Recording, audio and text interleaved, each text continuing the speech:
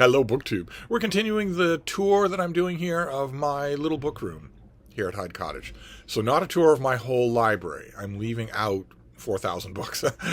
Leaving out all of the ebooks. Instead, I'm touring through the books here in this little space that I've made for myself. The space that I think is really healthy for everybody to have. This is a room of one's own. Virginia Woolf's a room of one's own. Everyone should have that. Even if you have the whole of your house to yourself, you should still have a little space that's cocooned off and where you can close the door and shut out other people. And by extension, the world. You really should have such a space. And it doesn't take all that much work to create it. Almost certainly in any living situation that you have that has four walls and a roof, there is a space that you could colonize. I always make a space like this. I usually, when I come to a new house, I usually pick the very smallest space. This is not. There's one space here that is at Hyde Cottage that is enticingly smaller. It's actually the perfect size. But it just didn't work logistically. So this is the next one. This is a relatively small room. And I have lined it with books. My special books, the ones that I love the most. Except, are they? I've gone over this a million times. I've had a million emails from all of you. Actually, all of your emails on the subject agreeing. The Type A people have not bothered to respond, I think, because I already horrify them. I've had an ongoing question here that there are biographies, for instance, or works of history that I absolutely love. I love them far in excess of even their genres, which I already love. And those are not in here. They're out with their own kind. They're out in the biography section or in the history section or in the books about books section. And I've often wondered if those should be in here. And everybody that's responded to that has said, oh yeah, bring them in here. Bring them into this room. And it doesn't matter if you break up a set. There's a little of that goes on here. We're going to see a little of that on this shelf. So let's go on to this next shelf here. I noticed these next couple of shelves, they're really crammed with books, even though they're the exact same size as the ones before. So the first one we have here, it was edited, heavy air quotes, by Ellery Queen. This is 101 Years Entertainment, gigantic anthology of crime stories. This was done by Galden City Publishers. Well, anyway, I don't know. This came out a long time ago. When did this come out? Let's find out. The pages are yellowing and moldering. This came out in 1941, and it's just every single big name and all the little names you could possibly ask for in here. I go back to this thing a lot, not only because some of the stories are really precision cut gems, but also because a big anthology like this is a great way to learn about authors that you might like to pursue. All of whom have dozens and dozens of books. So then we have something, I think this might be a double. There cannot be any doubles in this room, he says, even though there are 10 copies of War and Peace in this room. They aren't exact doubles. There can be duplicates in this room. This is by Van Wyck Brooks. This is a Chilmark Miscellany, collection of literary reminiscences and pieces from someone who 80 years ago was America's foremost man of letters. I don't know that there are any men or women of letters now. The ideal was that for a man of letters was that he could be consulted on all things literary, that he could write anything literary, wasn't confined to a genre, certainly wasn't caring about book sales. Who would that be now? I know one particular person who has wanted that mantle since he was 20 years old. Just came out with a translation of the Odyssey.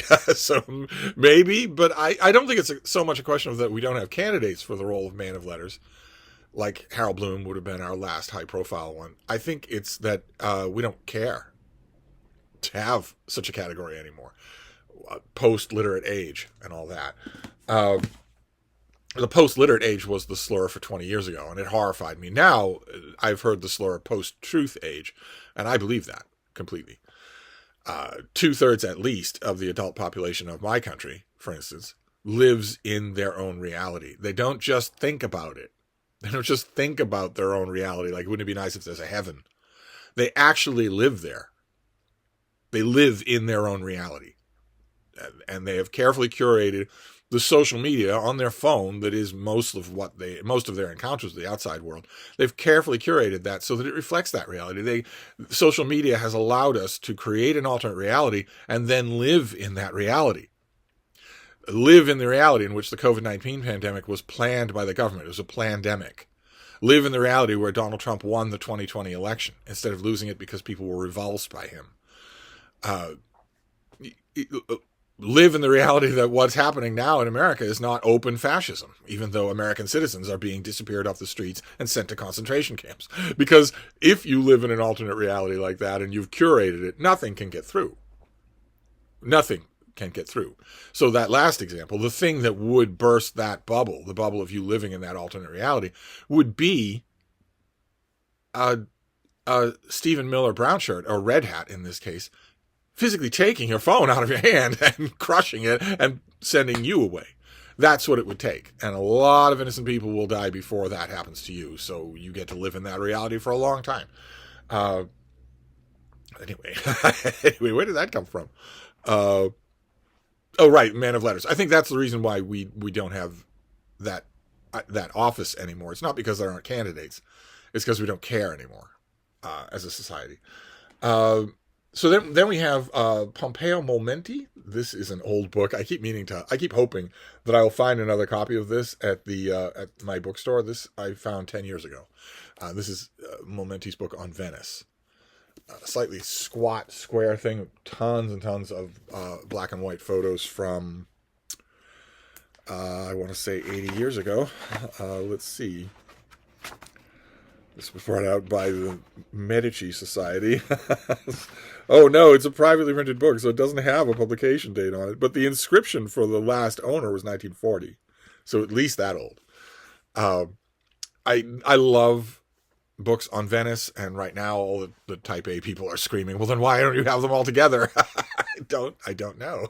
I pull these books off shelves and walk around with them all the time. It's lucky they all make their way back into this room. They all want to. If these books could talk, I guarantee you that when I pull one of them off the shelf and wander off to the fainting couch with it, or the bathroom with it, I guarantee you that book would be saying, please, please remember to put me back home. I don't want to be out here with the books you could sell. This is just a typical thing. It's a typical Venice book, but I love Venice. I very nearly spent the rest of my life there, so I love it.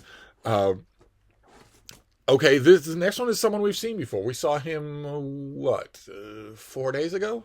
This is John Gould, and this is his famous book. We saw 2 reprints that were done by Down East Books of columns that he wrote for the Christian Science Monitor, but this was his famous book, Farmer Takes a Wife, where he talks about rural life at exactly the time. We went through this yesterday. This was, 1945. We went through this yesterday with the house on Nauset Marsh, but also a few other things too. This was at a time when if you wrote a book about we took to the woods, or I'm going to old rural Cape Cod, or I'm going to a farm far away from the hustle and bustle of the city, if you wrote a book like that for an increasingly industrializing city, for increasing industrializing readership, they'd eat it up. And they did. They ate this up. I think it's the same thing today with, nobody reads anymore. So it's harder to track these things.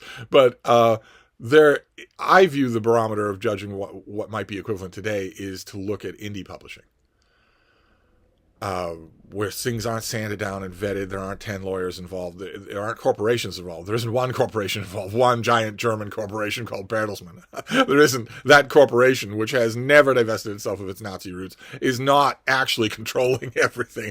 So in indie publishing, if you look at that for a similar trend, indie publishing is absolutely full of post-apocalyptic literature of a very specific kind, where civilization has fallen. It's not that zombies have taken over. It's that there's been an EMP or solar flare of some kind, and people have to go back to the roots. They're not going back to the farm in a picturesque way. They're trapped on their homestead because the civilization has fallen apart. Someone should study that. There would be a doctoral dissertation in there if academia still cared about doing such things. Then we have a book from, actually you have your pub sheet in you, so I will be able to tell. 2019? Yeah, 2019. This is Cal Newport's book, Digital Minimalism. Something of a classic manifesto now. That's, 6 years ago. Just look at how much things have changed in even that much time. In this book, he is calling for you to control the digital machinery all around you that is constantly asking for your attention. Says that it's better for you personally and also even professionally, that it's better for you to control or even mostly eliminate that. And I viewed this as a Chicken Little kind of thing. And also, of course, my BS-o-meter was going off the charts here. I can always tell when someone like Cal Newport or Jaron Lanier writes a book about how, this digital technology that I know all about or helped to create is really, really bad for you. I can tell right away when they're being hypocritical. In other words, when they use it all the time. And I got that impression with this book, but it's still very well put. It's very cogent. And it doesn't work as a warning because that battle is over. But it does work as a call to improvement. I think a lot of people, maybe myself included, I live online, but I think a lot of people have just given in to the ubiquity of social media to their detriment, where it makes them feel worse, and they still do it. And this book is a call for you to stop doing that if you are, and I like that. I like it for that reason. Okay, then we have, this is a translation by Paul Pascal of the Julius Exclusus of the Dutch humanist Erasmus. That is a very, very unflattering picture of him, but this is a little vignette that he wrote about Pope Julius II, the patron of the Sistine Chapel ceiling by Michelangelo, one of the main characters in the book The Agony and the Ecstasy, which we must all now hate. Pope Julius was a warrior pope. Erasmus was actually present in the crowd, watching him ride through the crowd in actual bloodied armor. The patron of St. Peter, the emissary of the Prince of Peace on earth, the Lamb of God, not the warrior of God. Erasmus saw that as an ultimate profanation of Christianity. And so he wrote a skit about Julius II dying and going to heaven and not being allowed in. That Julius is excluded from, the Pope is excluded from heaven, and has a long, angry argument with St. Peter. And this is a good translation. Erasmus's book just, it shimmers with topical humor. His book is incredibly biting and funny with topical humor. It's the exact sort of thing that dies the fastest. I believe it would be possible to do a translation of this book that would do it justice. Even now, that would do it justice. But we don't really know what this is anymore, right? I mean, the papacy has become a largely spiritual office, even though the Pope is the leader of a country. We just recently lost a genuinely good man as pontiff. But who did he follow? who did he follow in office? Someone who had roots in Nazi youth. So, even when I was railing against that, I was thinking, well, that's still not the same thing. That's not what Erasmus saw in Julius II at all. You would have to go back a ways to do that. I don't know what it's doing here.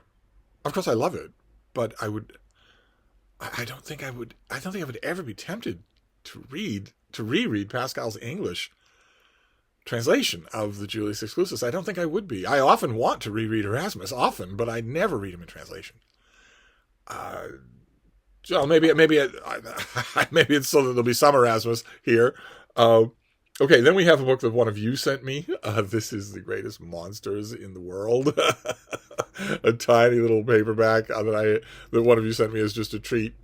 I have a rule number 1 on this channel: don't send me a book. But if you come across something that's pure cheesiness, I'm going to want that, whether I ask for it or not. Of course, this cover shows the parlous state of cryptozoology. Because you've got 3 images on the cover. You've got a giant squid, a kraken of mythology. You've got the Loch Ness Monster. And you've got a drawing of a still from the Patterson-Gimlin film of Sasquatch, of Bigfoot.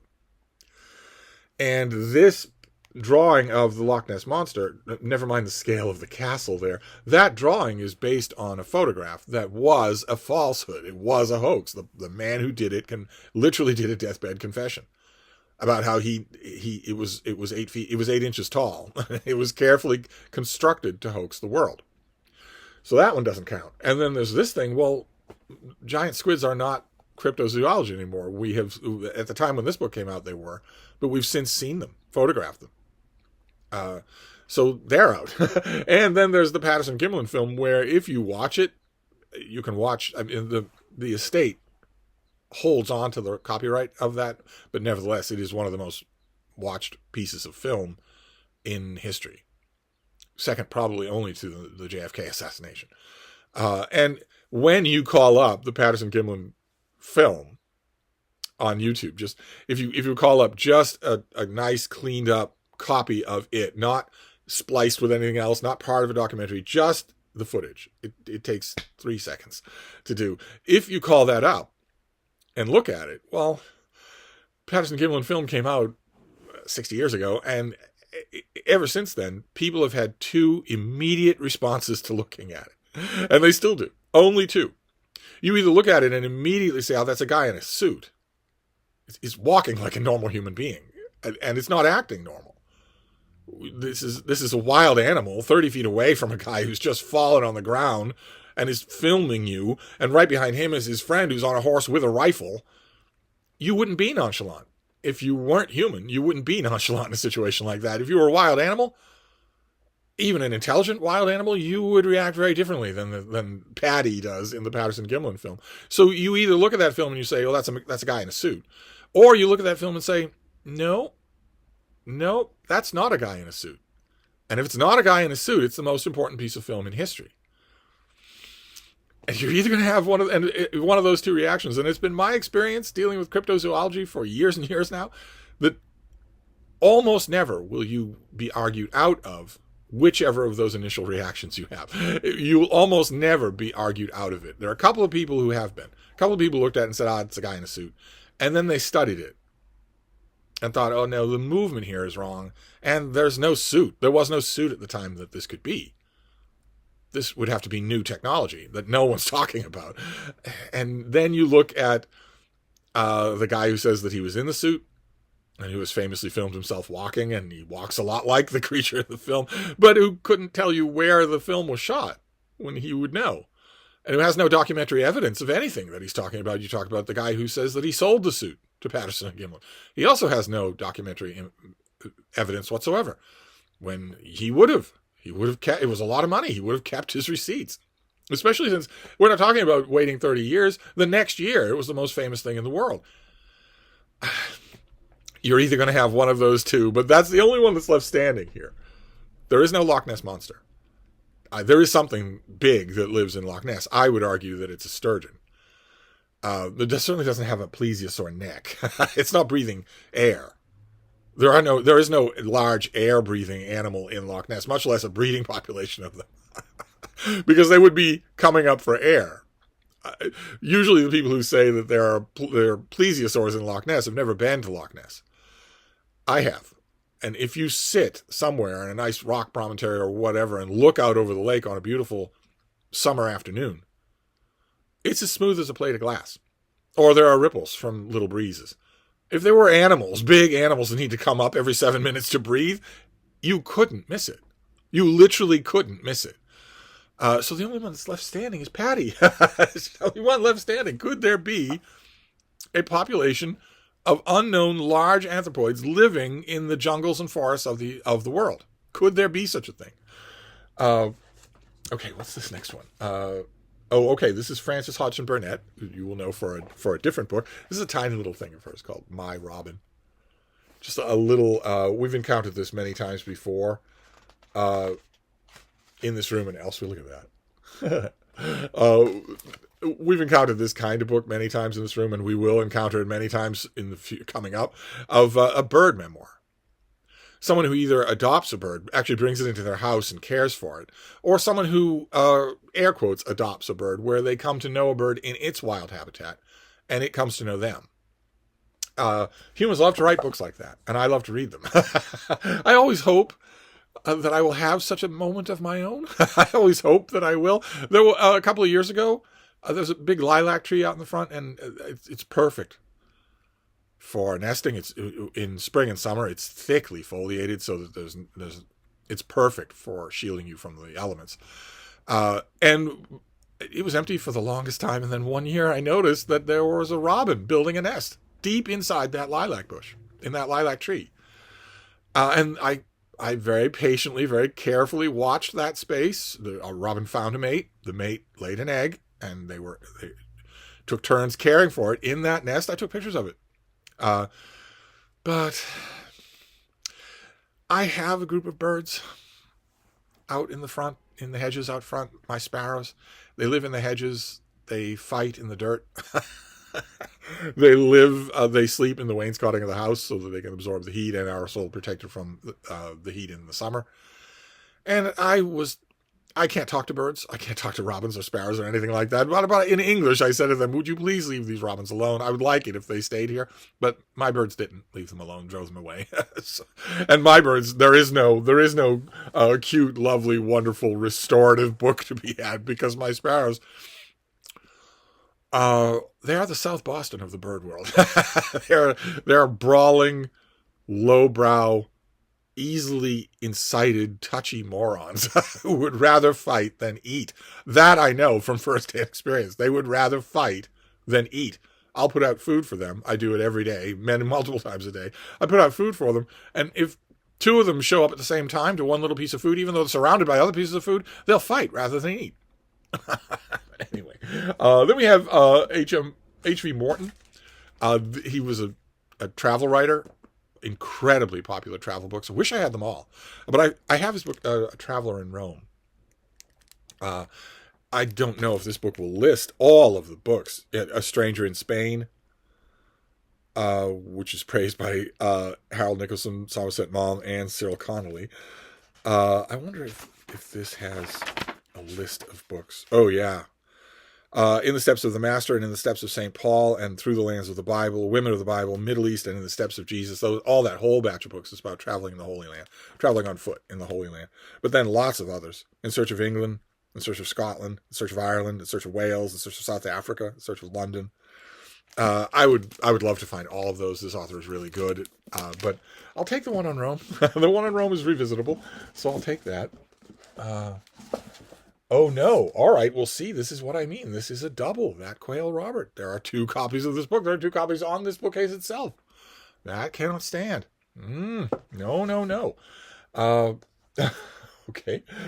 We have Britta Bowler. This is The Good Advocate. Way too slim. This is, that face will be familiar to you all. This is a fellow booktuber. This is about good lawyers, virtuous advocates, which is a dying cause. That's the whole reason for the book, is because people hate lawyers. And no offense to Britta, no offense to this book, which I loved, they're often justified in hating lawyers. This book is a counterblast to that, and it's so eloquent that I really wish it were longer. And it has an epigraph among many other epigraphs. It has an epigraph not only from Hilary Mantel from Bring Up the Bodies, but also from Oliver Wendell Holmes Jr. Okay, then we have a science fiction anthology. This is Universe 10, edited by the great Terry Carr. It's the only science fiction anthology that's in here, I pretty much think. One of only 2 or 3, when I have dozens of them. And this is in here mainly because I wanted one story in here. There's one story in here by Howard Waldrop called The Ugly Chickens. That is, I love it. I absolutely love that short story, and probably more than it deserves, but I love it. I'm sure all of you have short stories like that. And I wanted a copy of The Ugly Chickens in this room. That's why I have this. There are other things in here that are good. Let's be honest. There are things in here that are better. A Source of Innocent Merriment by James Tiptree. The very first thing in the anthology is infinitely better than The Ugly Chickens. Who else is in here that will give my story a run for its money? Not as many as you would think. Saving Face by Michael Bishop is not all that good. Wow, not as many as you would think. All right, well, that doesn't matter. I only come back to this for The Ugly Chickens. Then a trade paperback from Carolyn Graff. This is Letters to Alice on First Reading Jane Austen by Faye Weldon, which I think Faye Weldon would probably call a novel. I don't see it myself. It's very epistolary, but it's the correspondence between an older relative who is much better experienced in the literary world and a younger person who is just starting out in the literary world. And as such, it is wonderful. It is a wonderful book about the joys of reading. Then we have, this is Susanna Dunn. This is her book, The Sixth Wife. This is a novel about Catherine Parr, the last wife of Henry VIII. And this is mostly about the tragic little interval in her life after Henry's death. Catherine Parr managed to survive Henry VIII, just barely. He actually did swear out a warrant for her arrest, and therefore her execution, and was barely finessed out of it at the last minute by a woman who really knew how to think on her feet. The first woman to publish a book under her own name in the English language.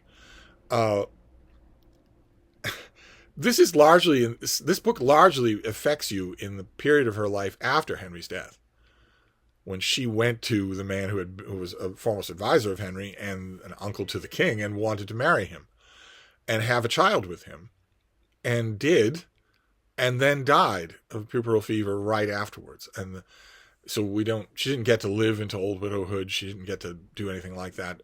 And this is wonderful. Susanna Dunn has a choice to make. All historical novelists have a choice to make. Will you make the thing feel archaic, or will you make it feel contemporary? If you make it feel archaic, you are being more accurate to the wordings of the day, but you are going to lose readers. And if you make it feel more contemporary, you will keep your readers, a la Hilary Mantel, but you will lose a little bit of verisimilitude. And Susanna Dunn chooses a very, very contemporary tone. And I think it works perfectly. I love all of her books, but The Sixth Wife is my favorite. Okay, then we have Angels in America by Tony Kushner. This is it's called itself a gay fantasia on national themes, and this is the two parts. So part one is Millennium Approaches, and part two is Perestroika. This is immensely powerful stuff. It's more effective if you see it, provided it's done well. I hope you didn't see the Andrew Garfield performance on Broadway. I hope you didn't see that, because that's not this at all. It's actually an insult. Andrew Garfield was Spider-Man. He's a movie star, so you can't tell him no. He's going to bring in the crowds, so you can't tell him no. In rehearsals, you can't say the classic line, Ben Affleck's classic line from Shakespeare in Love. Are you going to do it that way? You can't tell Andrew Garfield, okay, why are you playing Prior Walter as a stereotypical vamping, lisping queen? Why are you doing that? You're dehumanizing a character that the play exists to humanize. Why are you doing that? You can't tell him that, so what you get is that performance, and Nathan Lane can't save it. Nathan Lane also cast again type as Roy Cohn, the infamous lawyer Roy Cohn is in here. He's a hateful figure. He's crafted with amazing pathos, but he's never likable at all. And literally until his last minutes, literally to the last thing that he says in the play. And Nathan Lane, no matter what you might think, he is a likable actor. So you cast him against type. Why would you do that? So you cast Andrew Garfield, who obviously, I was going to say has never met a gay man, but rather I will say has forgotten the gay man who got him where he is today. And Nathan Lane, who cannot convincingly play a villain. And the thing, it fell apart. It was a success, but better by far if you watch the TV version of this with Justin Kirk as Prior Walter, who does a wonderful job. Everybody in that show does a wonderful job, including Meryl Streep in 3 different roles. She's just incredible in 3 different roles. That show is wonderful, even though it has weak people in it. It also has lots and lots of really strong people in it. So it's tremendously moving stuff.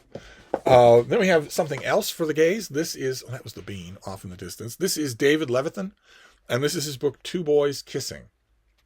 a YA novel about two boys who are high school boys who are in love and it's the prom is looming and whatnot, and they have their different people in their lives. It's contemporary. It's set in the present day, so they have all sorts of issues to deal with, but they're going through that. And the element of genius here is that the whole thing is narrated by a chorus. An invisible chorus narrates the story. And the chorus is gay men who died, usually of AIDS, before they ever got to the point where two boys could kiss in high school. Before they ever got to that point. They never experienced the freedom that these two boys take for granted. It adds an element to this book that is just amazing. Just incredible. Extra ironic, a little bitter, because... to put it mildly, in America, homophobia is still quite strong, quite strong. In America, especially now in 2025, where the country is a fundamentalist Christian fascism state, I wouldn't encourage two young boys to kiss in public in their high school. I wouldn't encourage them to do that. So there's just relevance on top of relevance there. Then we have a little thing. This is a rarity, a dog book that I actually like. This is by George Pitcher, and it's called The Dogs Who Came to Stay. And it's a collection of profiles of dogs, but it is remarkably done. I read every dog book that comes out. I hate most of them. Most of them just anthropomorphize. Some of them are very, very good. This one is very, very good. Well worth your time if you're a dog person. Okay, then we have a work of history. See what I mean? There's history in this room. Well, if there's some history that I really love in this room, then what about all the other history that I really love that isn't in this room? And maybe should be. Maybe get rid of that Quail Robert in its second appearance. This is by George Dangerfield. This is The Strange Death of Liberal England.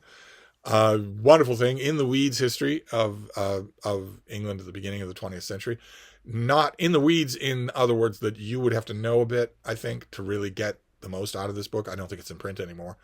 But once you do ground yourself a little, and that would be just an afternoon on Wikipedia, but once you do ground yourself with this book, the writing here is unbelievably good. It is just, that's why it's in here. Not because of the period, but because the writing is just amazing.